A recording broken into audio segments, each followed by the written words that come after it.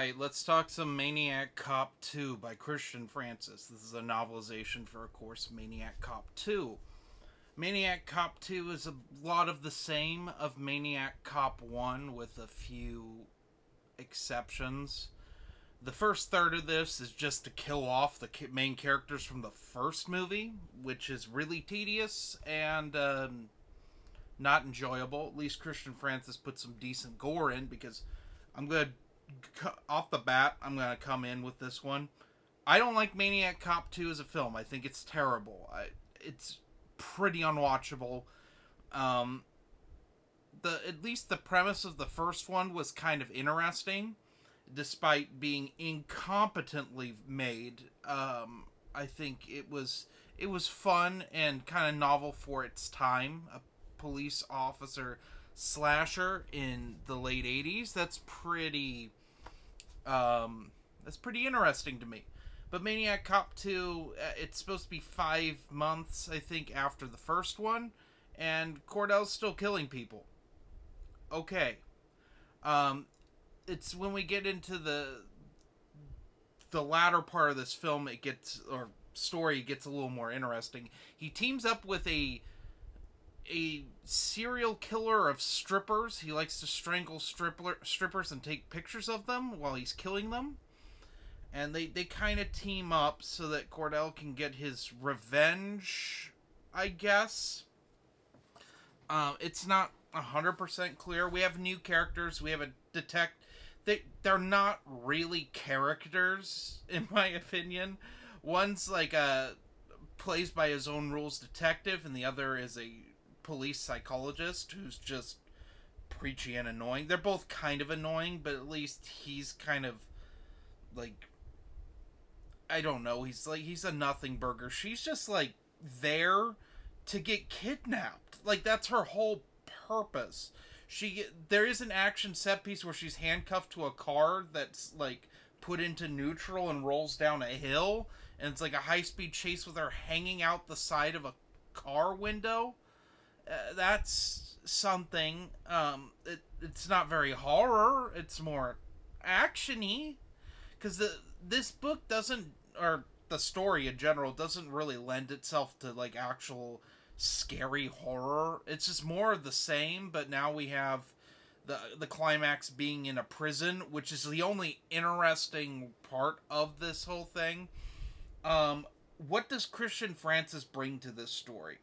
He, of course, brings the gore, because these stupid Maniac Cop movies don't have really any gore. I don't get it. Did the MPAA just tell them no and they didn't try? So yeah, Christian Francis brings in gore. He also brings in... he makes some of the more uncomfortable sequences, which are shot really quickly in the film, more uncomfortable by drawing them out more. There's a scene where a stripper is being attacked by this serial killer, and Cordell steps in, and like police get involved, and it's like a heinous brawl. That's probably some of the best stuff in this. The police massacre, which is what I think everyone that likes Maniac Cop 2 likes, that is that Cordell, there's another police massacre in this, but it's more graphic, and we actually see stuff this time, whereas in the first film we just saw the aftermath of most of it, which is dumb. Especially when there's no graphic violence. It doesn't add anything to it. But yeah, overall, it's an unnecessary sequel. I know that the first one was left open for a sequel, but it doesn't feel necessary. It doesn't feel like he accomplishes what... I don't get why... Well, Cordell's clearly a corpse at this point. He looks dead. Is he an undead entity? Is freaking Maniac Cop 3 gonna explain why Cordell is still alive? He's not alive. He's like a zombie. He's like later Jason. I don't get it. I don't get it at all. I wonder if Christian Francis is going to explain in Maniac Cop 3 why Cordell is still going around killing everyone, because there's not really any rhyme or reason other than his name was put in.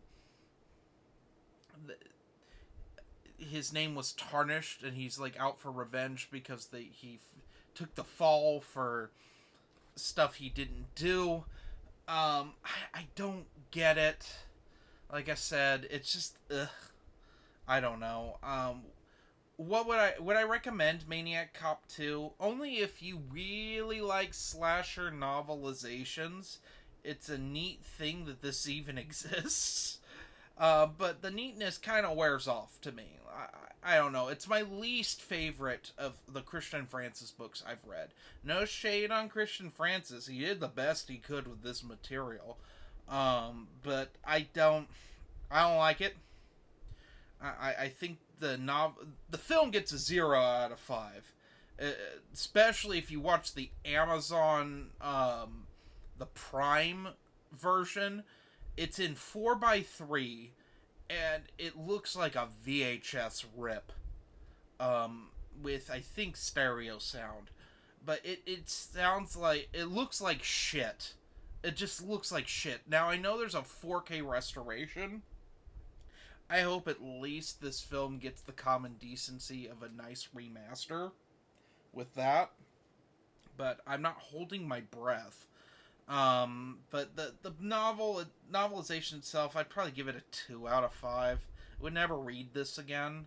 Whereas I might reread the first one again. I just don't think I care enough to do the second. Reread the second one. And so, yeah, we got one more Maniac Cop novelization to go. Anyway, have a good one.